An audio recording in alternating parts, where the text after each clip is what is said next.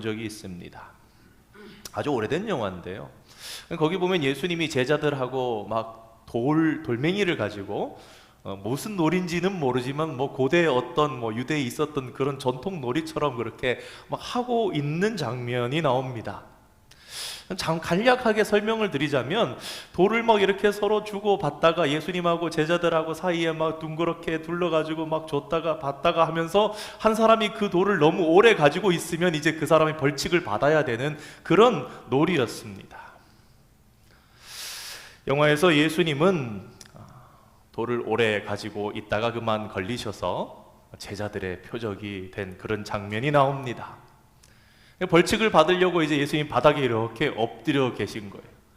그럼 이제 제자들이 그 위에다 몸을 던져가지고 탑을 쌓는 거예요. 막 이렇게 한 사람 한 사람 막 얹으면서 막 예수님을 힘들게 하려고 막 우리 마치 이렇게 둘러앉아서 막 인디안 밥 하면서 할 때 엎드리면 손바닥 가지고 막 세례를 주는 것처럼 이렇게 예수님 위에 그냥 몸으로 막 타고 올라가지고 몸무게로 막 누르면서 예수님을 한동안 사정없이 누르다가 내려온 제자들이 깜짝 놀랍니다.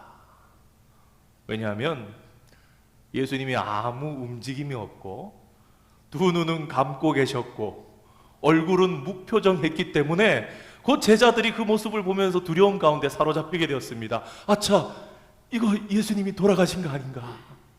우리가 너무 세게 너무 많이 올라가가지고 그런 걱정이 들 무렵에 밀려드는 공포감에 어찌할 줄 몰라 하기 시작할 때쯤 예수님께서 갑자기 눈을 딱 뜨시고는 재밌어 죽겠다는 듯이 몸을 막 흔들면서 쿡쿡쿡쿡 그러면서 웃으시는 그런 장면이 이 나사렛 예수라는 영화 안에 들어 있었습니다.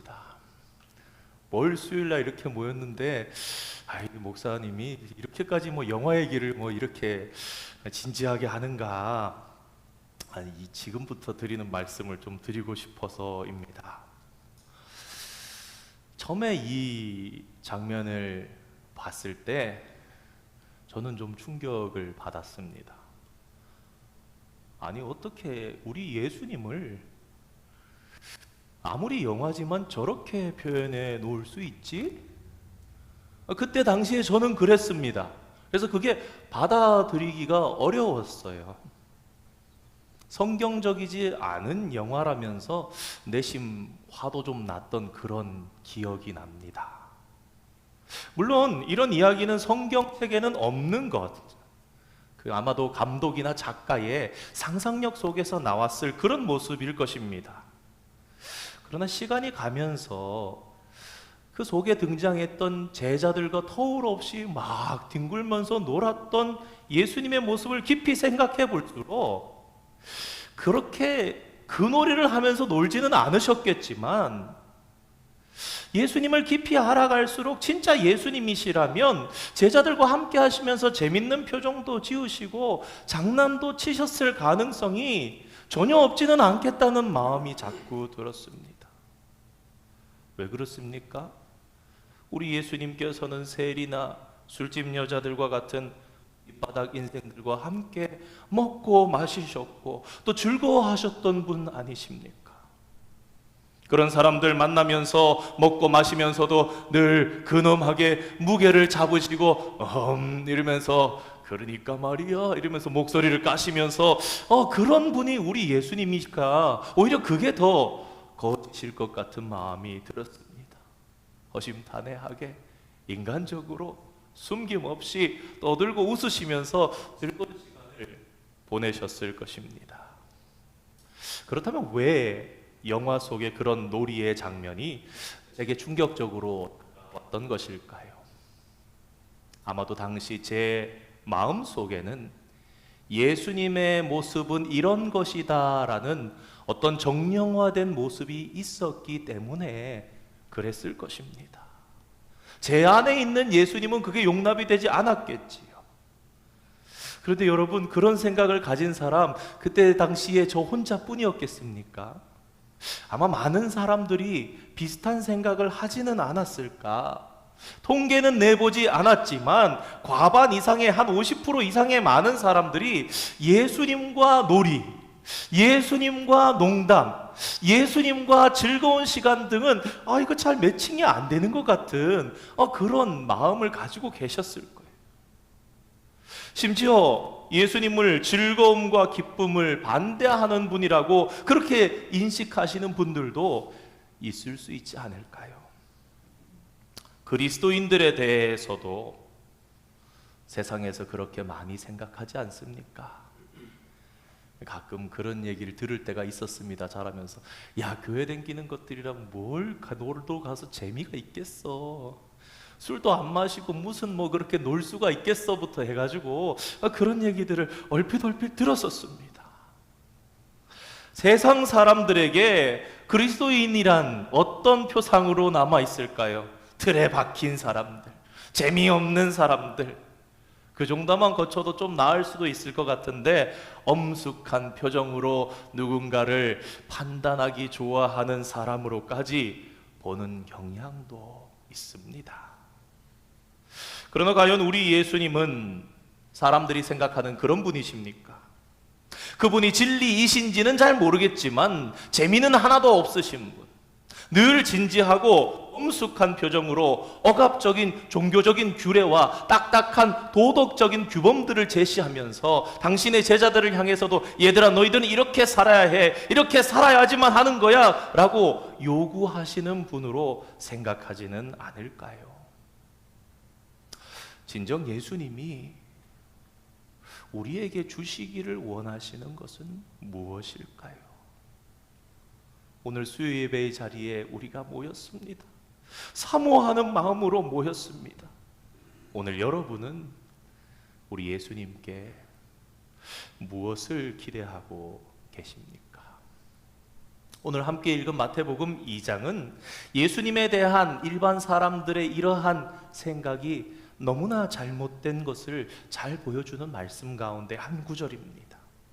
오늘 주신 말씀을 통해서 예수님이 우리에게 주시는 삶, 진짜 예수님께서 예수 믿고 그리스도인 된 사람들에게 주시길 원했던 삶의 특징이 무엇인지 함께 생각해보고 그러한 삶을 누리는 계기로 삼을 수 있는 축복을 저와 여러분이 함께 받기를 원합니다. 오늘 본문은 요한의 제자들과 바리새인들이 금식하고 있다 하는 말로 시작하는 것을 보게 됩니다. 우리가 잘 아는 것처럼 예수님 당시의 바리새인들은 매주 월요일하고 목요일에 금식을 했습니다. 구약 성경을 살펴보면 대속죄일이나 나라의 위기시 5월, 7월 금식, 모든 이스라엘 백성들은 나라에 어려움이 생기면 죄에 대한 슬픔과 회개를 나타내는 의미로 금식을 했었습니다. 그런데 종교적인 열심이 뛰어났던 바리새인들은 자신들이 달라야 되거든요. 구별돼야 되거든요. 특별한 사람들이어야 되거든요. 그래서 그런 자신들의 경건과 헌신을 나타내기 위해서 아무 일이 없을 때에도 평상시에도 일주일에 2번씩 금식을 하면서 살았던 것입니다. 마태복음에 기록되어 있는 예수님의 말씀을 따르면 이 바리새인들은 자기들이 남들보다 경건하게 보여야 되기 때문에 얼굴에 일부러 분칠을 해서 혈색이 없어 보이게 창백해 보이도록 했고, 머리에는 재를 뿌리고 옷은 일부러 좀 흐트러뜨리고 얼굴은 슬픈 표정을 지었다고 합니다.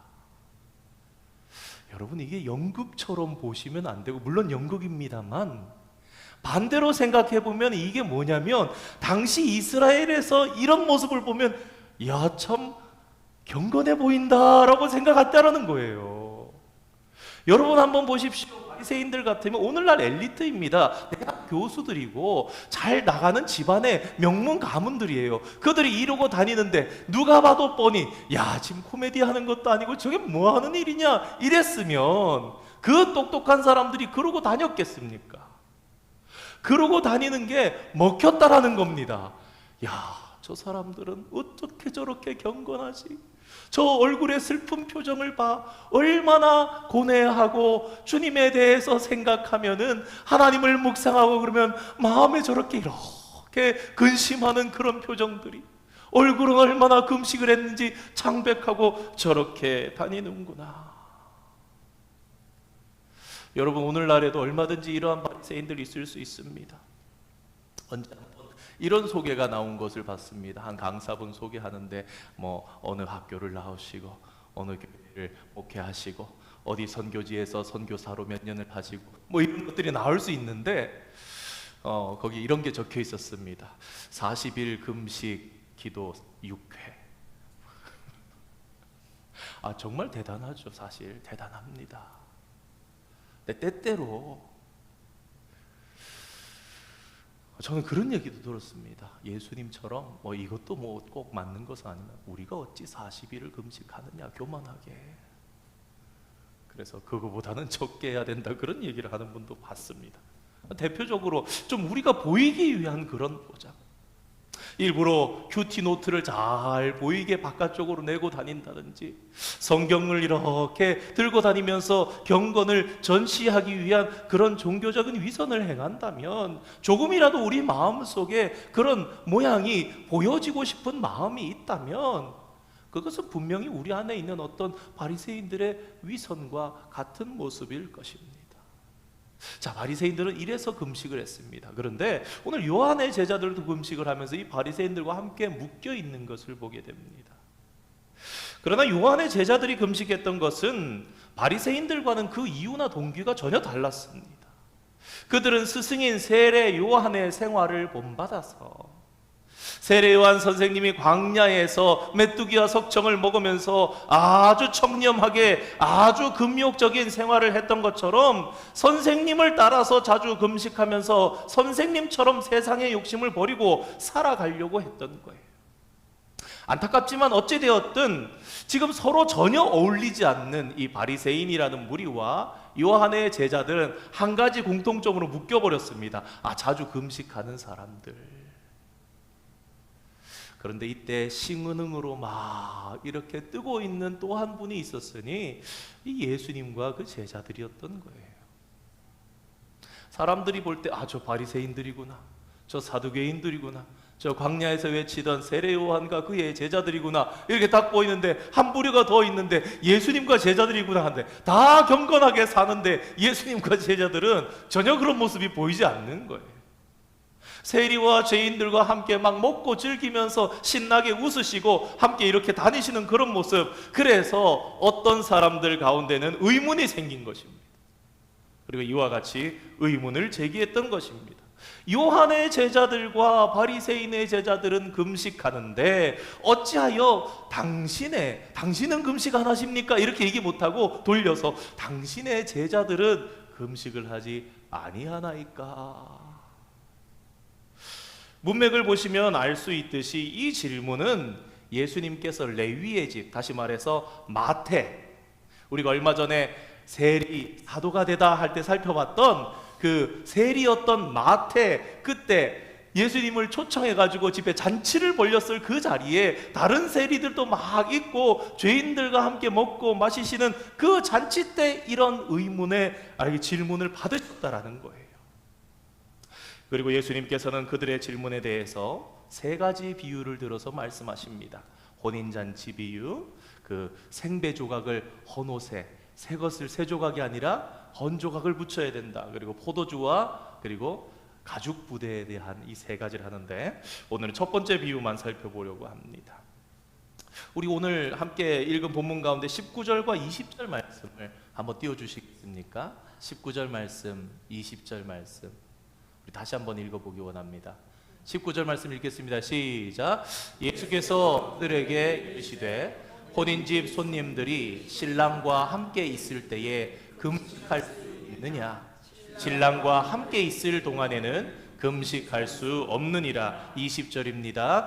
그러나 신랑을 빼앗길 날이 이르리니 그날에는 금식할 것이니라. 아멘.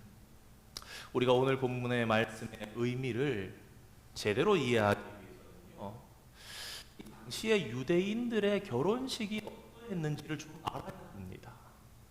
그래야 이 혼인집에 대한 신부의, 신랑의 그런 것들에 대해서 알 수 있지 않겠습니까?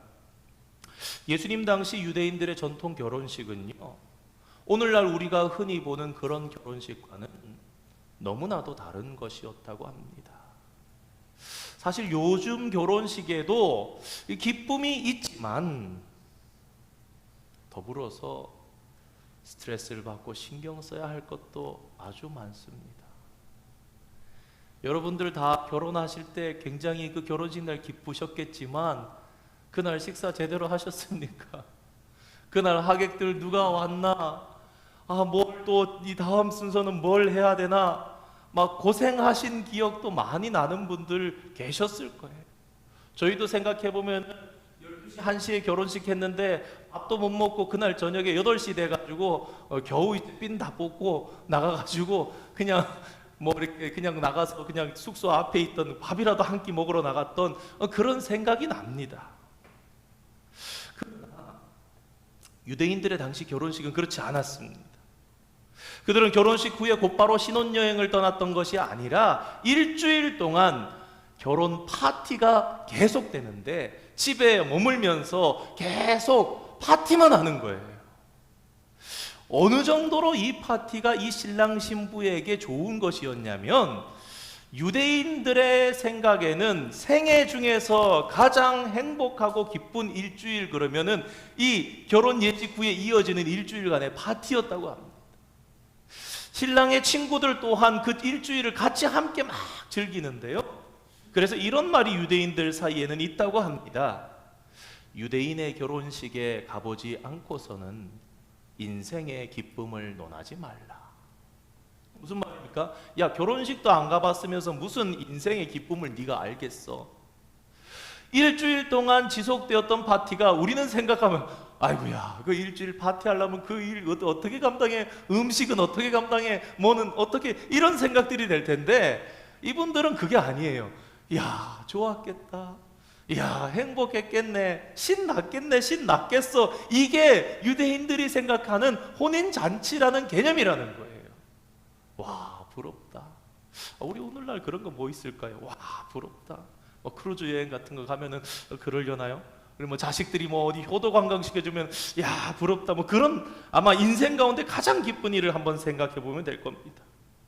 유대인의 혼인잔치가 유대인들에게 그러한 기쁨이라면, 그렇다면 오늘 예수님께서 하신 이 18절, 19절, 20절의 말씀의 의미를 우리는 다시 한번 곱씹어 봐야 합니다. 그러니까 다시 말해서 예수님께서 우리에게 제공하시는 이 삶은요, 얘들아 어찌 그래 사니 이거예요. 너희 어떻게 그렇게 살고 있어? 내가 너희에게 원하는 삶은 그게 아닌데, 그러면서 우리를 측은히 여기면서 구원해 주시는 거예요. 그리스도인의 삶이란 장례식의 밤샘 같은 그게 아니라 야, 결혼 파티 같은 거야. 너무나 신나고 즐거운 거야. 지금 그 얘기를 하시는 거예요. 이때 유대인들이 예수님의 말씀을 들으면서 깜짝 놀랐을 거예요. 아니 그렇게 기쁜 거야? 아니 그렇게 즐거운 거야? 그처럼 기쁜 자리에서 여러분 얼굴에 인상 팍 쓰고 있는 사람이 도대체 어디 있습니까? 인생의 제일 행복한 일주일을 보내면서 이렇게 막 주름살이 막 생기고 인상을 잔뜩 쓰고 그 자리에서 금식하는 사람은 없다라는 말입니다. 기쁨으로 충만한 그곳에는 금식이 어울리지 않을 뿐 아니라 금식하는 게 불가능한 거예요. 지금 예수님 그 얘기해 주는 거예요. 야, 바리새인들아, 네가 어떻게 그렇게 살 수가 있냐? 요한의 제자들아, 너희도 어떻게 그렇게 살 수 있냐? 메시아가 지금 왔는데. 물론 이 말씀을 하시면서 이 뒤에 예수님께서는 잠시 자신의 고난과 죽음을 암시하는 그런 언급도 잠깐 하십니다. 그러나 여러분 한번 생각해 보시기 바랍니다. 그것도 영원히 지속될 상태를 말씀하신 것이 아니라 3일 후에 부활하셔서 부활의 기쁨이 그 모든 슬픔과 근심을 다 잡아먹고 변화시킬, 오히려 더 큰 기쁨으로 이끌 그런 것 아닙니까? 요약하자면 예수님은 기쁨이 넘치시는 우리의 신랑이라는 것입니다. 여러분 홍길동전이 아니죠. 춘향전 이렇게 보면은 당시의 최고의 연애 소설 아닙니까? 거기에 나오는 이몽룡은 그야말로 서울 강남 훈남 잘 나가는 오빠 아니에요. 놀기도 잘 노는 공부도 잘하는 거 아니에요. 모든 사람들이 꿈꿀 거 아니에요. 아, 나도 이몽룡 도령 같은 사람을 만나가지고 결혼하면 좋겠다. 신분도 다 바꿔주죠. 잘생겼지요. 잘 놀지요. 공부도 잘하지요. 장원급제하지요. 요약해서 말하자면 예수님은 그런 기쁨이 넘치시는 우리의 신랑이시라는 얘기를 성경은 우리에게 해주고 있는 거예요. 오늘날 가장 잘 나가는 그런 세상이 부러워하는 그런 정말 남부러울 것 없는 얼굴만 보고 있어도 배부를 것 같은 그런 멋진 신랑이 내게 있다라는 그 이야기를 하는 거예요. 그리고 그분이 우리에게 주시는 삶은 유대인들의 결혼식 파티와 같이 왕과 왕비처럼 대접받는 즐거움이 가득 넘치는 그런 파티와 같은 삶이라는 그런 의미로 우리에게 말씀하시는 거예요.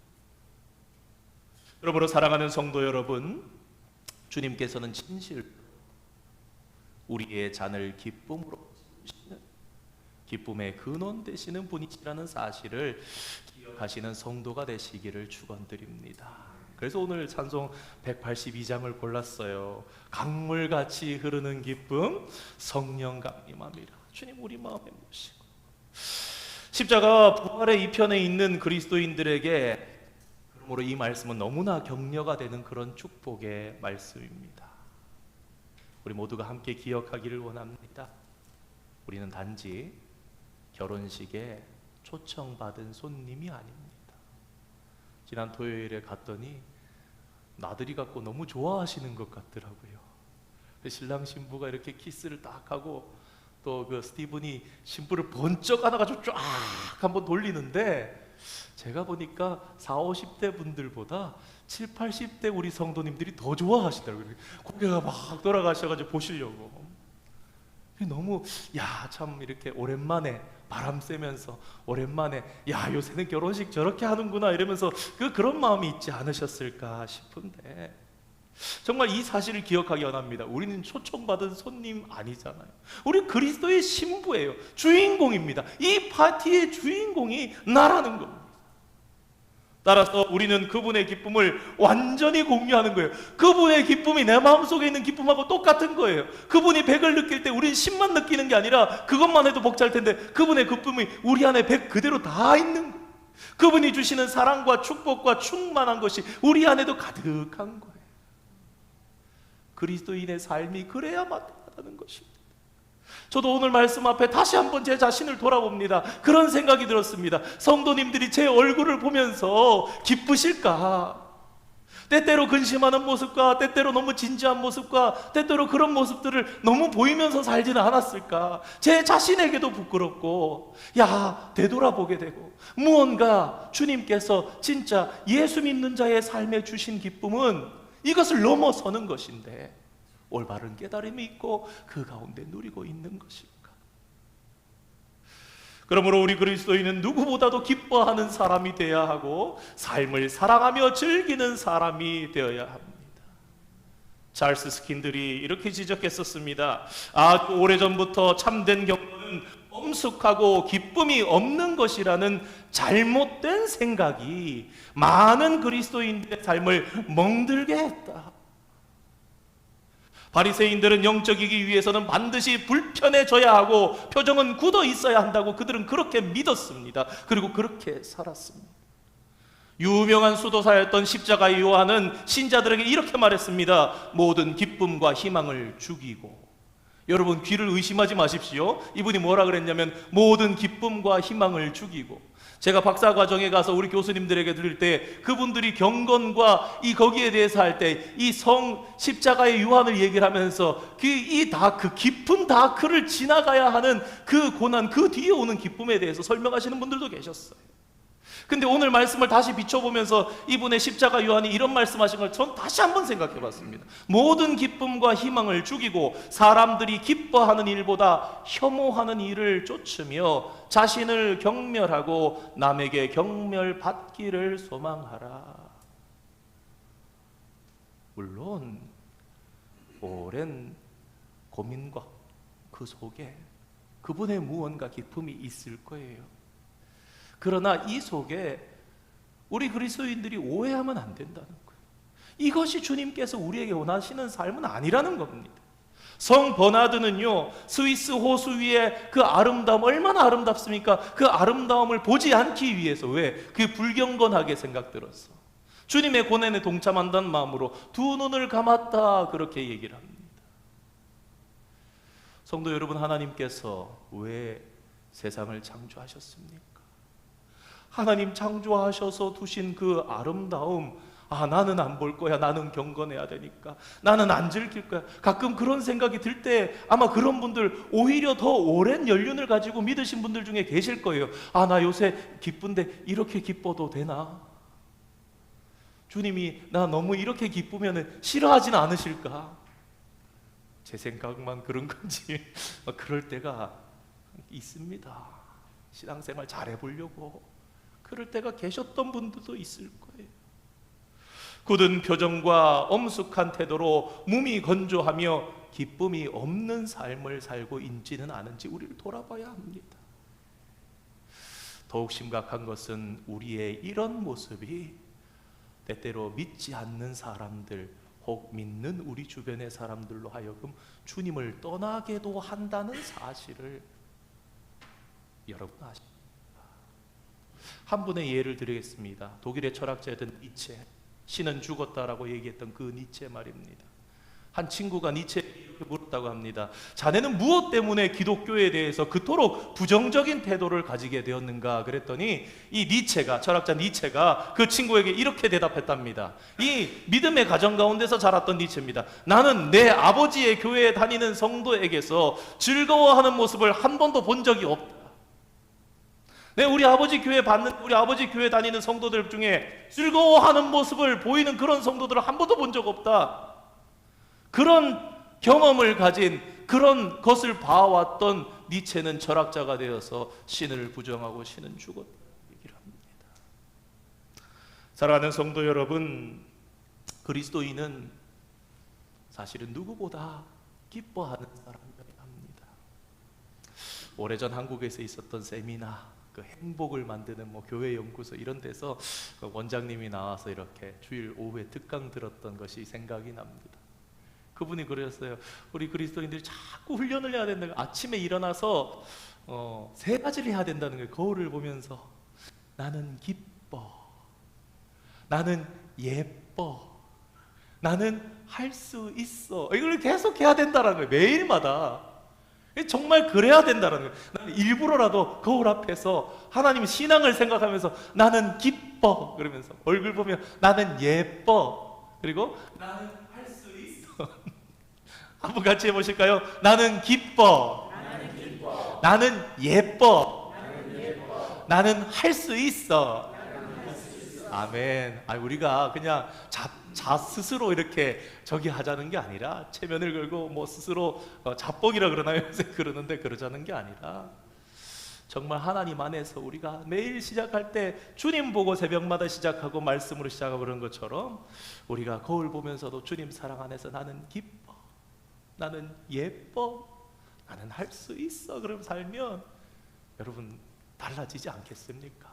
분명히 달라진다고 그분도 그러셨고 저도 그런 생각이 듭니다. 왜 그렇습니까? 부활하신 주님께서 지금도 살아계셔서 우리를 때마다 새롭게 하시고 우리에게 하늘의 기쁨이 가득 담긴 포도주를 끊임없이 늘 부어주시기 때문입니다.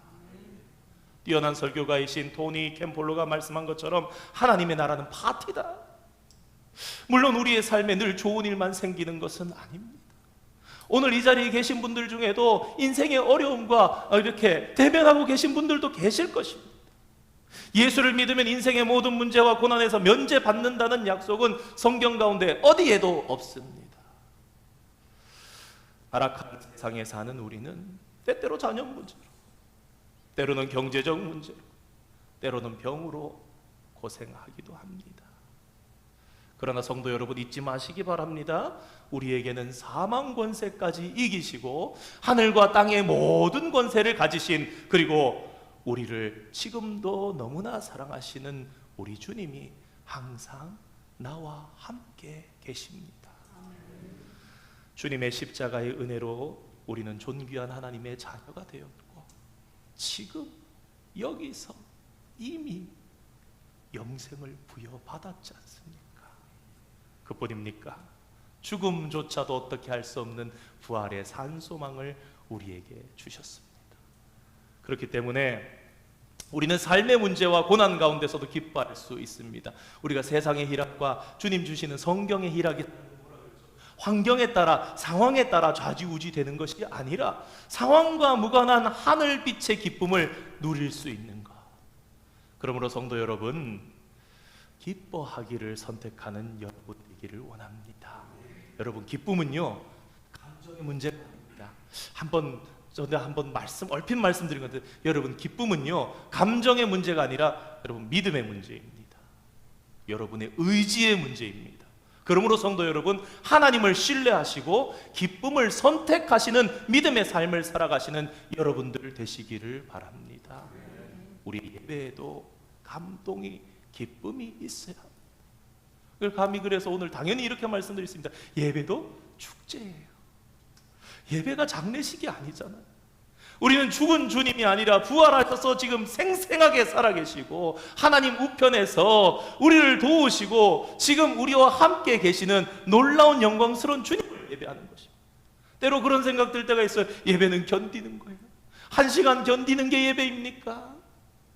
견디는 것이 아니라 예배는 누리는 것입니다. 가장 축복된 자리. 그러므로 인상도 펴시고 마음도 펴시고 기쁨을 하나님 앞에 표현하는 우리들 되기를 원합니다. 우리 찬양하잖아, 아이들이. 예배드림이 기쁨됩니다. 주께와 엎드려 경배드립니다. 주 계신 곳에 기쁨 가득. 누구와도 무엇과도 바꿀 수 없네. 예배드림이 기쁨됩니다. 우리 찬양하는 아이들에게 부러움이 되어서는 안 되겠습니다. 예수 믿는다는 한 가지 이유 때문에 우리 삶에는 남들보다 더 많은 웃음이 있어야 하고 감동이 있어야 하고 상상을 초월하는 기쁨이 있어야 합니다. 매일 주님께서 주시는 기쁨의 포도주를 마시시고 그것을 누리며 기쁨의 태도를 개발하는 저와 여러분 되기를 원합니다. 자신을 너무 중요하게 생각하지 말고 세상의 아름다움에도 자주 눈을 돌리면서 농담도 하면서 살도록 하십시오. 심각할 때도 있어야 되는 건 맞지만 어떤 사람이 언제나 심각하다면 그것도 문제입니다. 여러분, 유머, 우리 개그 이런 거 하는데 하나님은 어떤 개그맨보다 유머가 있으신 분이십니다. 여러분 믿으십니까? 여러분, 사라가 뭐라고 고백했죠? 나를 웃게 하시는 하나님 그랬죠. 기쁨의 근원이 하나님이시고요, 사람이 이 유머, 그래서 농담을 가지게 된 이유가 뭡니까? 우리를 만드신 근원 되신 하나님이 유머러스 하신 하나님, 유머러스 하자면 하나님을 따라갈 세상에 인재가 없는 거예요. 그래서 다윗은 시편 16편 11절에 주의 앞에는 충만한 기쁨이 있고 주의 오른쪽에는 영원한 즐거움이 있나이다, 그렇게 찬양했습니다. 사랑하는 성도 여러분, 이제 우리의 시선을 교회 공동체로 한번 돌려서 정리해 보면서 말씀을 마치려 합니다. 여러분, 만약 우리 각 성도들이요 날마다 주님께서 배설하시는 기쁨의 잔치에 날마다 참석하는 사람들이라면, 그래서 어떤 상황에서도 기쁨을 선택하는 사람들이 된다면 여러분, 우리 교회는 어떻게 되겠습니까? 세상의 교회들이 어떻게 되겠습니까? 그들이 드리는 예배는 얼마나 감격적이며 성도들의 교제는 또한 얼마나 기쁘고 즐겁겠습니까? 그렇게 되면 세상 사람들이 이런 교회에 마음이 끌리지 않겠습니까? 우리가 믿음으로 이 기쁨을 받고 이 기쁨의 태도를 선택한다면 여러분, 이건 상상 속의 이야기가 아니라 분명히 그렇게 될 것입니다. 나 저분 따라서 교회 한번 가보고 싶어. 저분의 표정을 보니까 내 저분 가는 교회 가서 한번 예배 한번 드려보고 싶어. 여러 가지 문제로 잔뜩 찌푸린 이 세상에서 그런데 해맑은 웃음이 가득한 그런 교회가 있다면 여러분, 그 교회는 아무 선포하지 않아도 그 존재 자체가 복음이 될 것입니다. 현실적인 어려움이 우리에게 없지는 않지만 그럼에도 불구하고 우리 예수님 때문에 상황을 뛰어넘는 기쁨이 충만한 그런 교회가 된다면 그보다 더 복음적인 교회는 없을 것이란 말입니다. 오늘 저와 여러분이 함께 받은 말씀을 통해서 우리에게 이런 넘치는 기쁨을 주시기를 원하시는 주님께 기쁨의 포도주를 날마다 받으면서 그 기쁨의 포도주 덕분에 기쁨이 넘치는 우리의 가정, 기쁨이 넘치는 우리의 교회, 기쁨이 넘치는 우리의 인생으로 만들어 가시는 그런 축복을 누리는 저와 여러분 되기를 주님의 이름으로 축원합니다. 우리 함께 말씀 기억하시면서 우리 찬양 예수가 거느리시니 우리 1절과